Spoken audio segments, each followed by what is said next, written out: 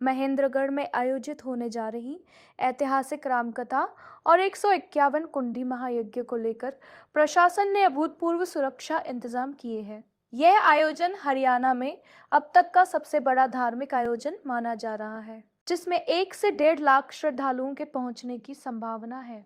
रामकथा का वाचन जगत गुरु श्री रामभद्राचार्य जी महाराज करेंगे। आयोजन आर्यवर्त सेवा न्यास के संस्थापक विनीत पिलानिया के नेतृत्व में हो रहा है। सुरक्षा के लिए जिला पुलिस के साथ 3 अतिरिक्त पुलिस कंपनियां तैनात की गई है। वाटरप्रूफ व फायर प्रूफ पंडाल, सीसीटीवी निगरानी, fire brigade, ambulance, colour coded pass व्यवस्था और 4 किलोमीटर क्षेत्र में पार्किंग की सुविधा की गई है। प्रशासन ने श्रद्धालुओं से नियमों का पालन करने की अपील की है। आध्यात्मिक नगरी बन चुकी है। आने वाली 23 से लेकर और 30 तक एक संतों का महासंगम होने वाला है। क्या कहेंगे जी? देखिए, ये अहेतु की कृपा है। पुण्य पुरातन हो ही जब राम हो ही युवराज, भाग्योदयो न बहुजन्म समर्जिते ना। ये कई जन्मों के जब हमारे पुण्य उदित होते हैं तब ऐसे सत्कर्म करने का और देखने का अवसर आता है। यह उत्सव देखी भरिलोचन, कृपा करो प्रणतारति मोचन। मेरा यह विश्वास है, हमारे बड़े पूर्व लगभग 36 वर्ष पूर्व के हमारे माननीय गोविंद भाई भारद्वाज जी साथ पे रहे। हम लोगों को बड़ा बालकाल से मैं संगठन से जुड़ा और भाई साहब के सानिध्य में यहाँ पर काफ़ी वर्षों से हम लोगों का आवागमन रहा, परंतु हम लोगों की जानकारी में ऐसा कोई कार्यक्रम अभी तक हुआ नहीं है। और कार्यक्रम भी हुए हैं, जो होने जा रहा है ये अलौकिक है। भारतवर्ष के प्रत्येक क्षेत्रों से महापुरुषों का आगमन, हमारे सनातन धर्म के षड दर्शन मार्ग के जितने भी आचार्य हैं, जगत गुरु महामंडलेश्वर आचार्य महामंडलेश्वर श्री महंत, और यहाँ पे संगम हो रहा है। संत का एक आध्यात्मिक नगरी है और एक राष्ट्रीय नगरी है, तो यहाँ दोनों नगरी और तीसरा हमारा संघ का जो एक सरस्वती कह करके हम उसको उद्बोधन करें तो कोई अति नहीं है। तो हमारे आरएसएस के और अनेक प्रकार के संगठनों के माध्यम से सनातन धर्म की जो धुरी को धारण करके हमारा आरएसएस खड़ा हुआ है, उस संगठन के कई प्रकल्पों के कई हमारे महत्वपूर्ण यहाँ पे पदाधिकारी केंद्रीय और क्षेत्रीय प्रांतीय सब यहाँ पर उपस्थित होंगे। समीपवर्ती हमारे ढोसी है, बहुत ही निर्मल और आध्यात्मिक नगरी से जाना जाता है। लोगों की बात करें तो निर्मल आस्था भी है यहाँ पे। एक आम लोगों से किस तरह की अपील करेंगे आने वाले राम कथा के लिए? मैं यहाँ के समस्त क्षेत्रवासियों से यह है आग्रह पूर्वक, और पश्चिम पीठ रामानंदाचार्य जगत गुरु होने के नाते भी यह आह्वान और आहूत करता हूँ कि यह अवसर आपके जीवन में, मैं तो भगवान से प्रार्थना करूंगा कि आपको नित्य नूतन मिलता रहे, पर ये जो होने जा रहा है श्री सहस्त्रचंडी महायज्ञ 151 कुंड का, और भारत के अद्वितीय विद्वान जो कई पुरस्कारों से पुरस्कृत हैं, परम पूज्य पद्म विभूषित हमारे चक्र चूड़ामणि श्री गुरुदेव जगत गुरु सार्वभौम पद प्रतिष्ठित पूज्य रामानंदाचार्य जी भगवान महाराज जी के द्वारा आप लोगों को श्री राम कथा का श्रवण करने का शुभ अवसर प्राप्त हो रहा है। और इन महानुभावों के द्वारा जो ये सेतु बनाया जा रहा है, जैसे हमारा सेतु बंधन में छोटे से लेकर बड़े तक लोगों का सहयोग हुआ है, ऐसे इस कार्यक्रम को मैं देख रहा हूँ। हमारे अखाड़े के पदाधिकारी मित्रगणों ने मुझसे कहा कि महाराज जी आप आमंत्रण अभी बांट रहे हैं, इतना बड़ा आपने कार्यक्रम किया है तो वहां आप जा नहीं रहे हैं।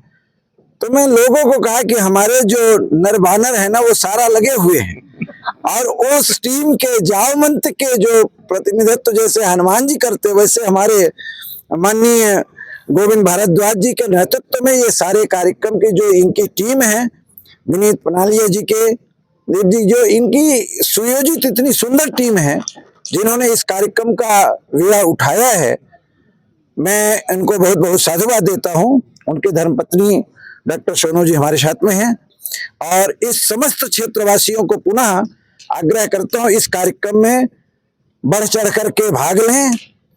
हमारे तो विनीत जी का कहना है कि महाराज जी हमें किसी से अर्थ नहीं चाहिए, पर सबका चाहिए तो सबका मन चाहिए। और जब हमने कहा मन आपके पास में हो जाएगा तो सब आपके पास ही है। और मेरा विश्वास है नारनौल अथवा इस प्रांत के लोगों पे मेरा पूर्ण विश्वास है कि बहुत अच्छे से चढ़ बढ़ करके भाग लेंगे और अच्छा कार्यक्रम सफल होगा, इतिहास में एक नाम अंकित होगा, ये मेरा पूर्ण विश्वास है। जय श्री कृष्ण।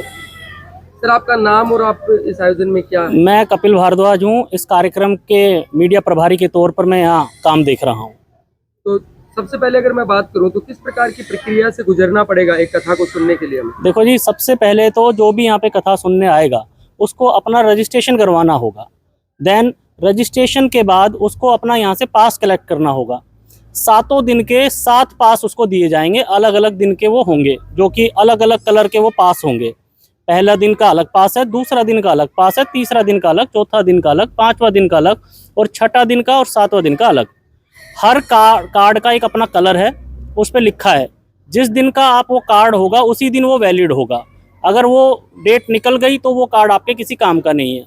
तो जो भी यहाँ पे आए अपने कार्ड लेकर आए, कार्ड के साथ साथ वो अपना एक आईडी, चाहे वो आधार कार्ड हो, चाहे वो कोई और दूसरी आईडी हो, सरकारी आईडी जिससे उसकी पहचान हो सके, वो लेकर आएगा। उसके बाद ही यहाँ पर उसकी एंट्री होगी। आने के लिए किस प्रकार की पार्किंग व्यवस्था की गई है, कैसे यहाँ पर पहुँचना है और अंदर जाने के लिए किस प्रकार की? देखिए, जो नारनौल की तरफ से आने वाले श्रद्धालु होंगे, जब वो नारनौल की तरफ से इधर जोरासी की तरफ आएंगे तो जैसे ही ये पुल क्रॉस करेंगे तो थोड़ा सा आगे चल के उनको पहली पार्किंग मिलेगी, जो कि बड़े व्हीकल्स के लिए होगी। वहाँ पे बड़े व्हीकल जैसे बस वगैरह कोई आएंगे, जो ग्रुप में आएंगे लोग, वहाँ पे वो बसों की पार्किंग होगी। उससे आगे थोड़ा सा 1 किलोमीटर आगे चलेंगे तो दूसरी पार्किंग उनको मिलेगी, जहाँ पर स्कूटर, मोटरसाइकिल या फिर कार वगैरह की पार्किंग होगी। उस पार्किंग से बाद आपको करीब आप ये मान के चलें कि लगभग 2 से 2.5 किलोमीटर पैदल चलकर यहाँ पे आना होगा। और इसी तरह दूसरी तरफ अगर निजामपुर की तरफ से कोई आएगा तो ठीक ऐसे ही मंदिर से 2 किलोमीटर पहले ही पार्किंग उनको मिल जाएगी। वहाँ पे अपने व्हीकल्स खड़े करके और पैदल इस कार्यक्रम स्थल की ओर उनको आना होगा। इतनी बड़ी संख्या में श्रद्धालु आएंगे और सुरक्षा को लेकर क्या व्यवस्थाएं की गई है? देखो जी, सुरक्षा को लेकर बड़े व्यापक प्रबंध किए गए हैं। पुलिस प्रशासन का पूरा सहयोग मिल रहा है।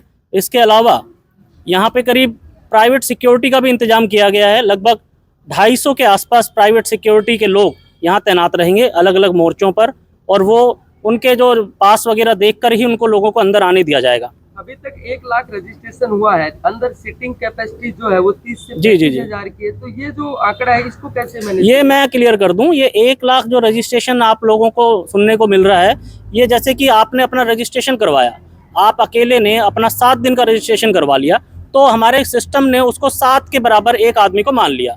तो अगर मान लो किसी परिवार में 5 लोग हैं, उन 5 ने अगर अपना 7 दिन का कराया है तो फिर आप उसी हिसाब से उनको कैलकुलेट करके वो सिस्टम उसी हिसाब से वो आंकड़ा बता रहा है। तो आप उसको ये ना समझे कि 1 लाख का रजिस्ट्रेशन हो गया तो 1 लाख लोग ही यहाँ पे आ रहे हैं। एक बड़ा सवाल है कि बच्चे भी आएंगे और कितने बच्चों तक, उम्र के बच्चों तक पास अलाउड होगा?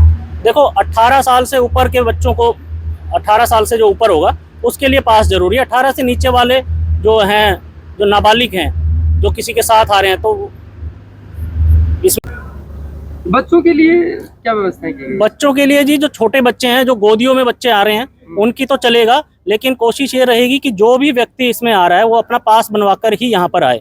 जो छोटे बच्चे हैं, जो गोदी में ही हैं, जो चल फिर नहीं सकते, उनके लिए तो वो चलेंगे।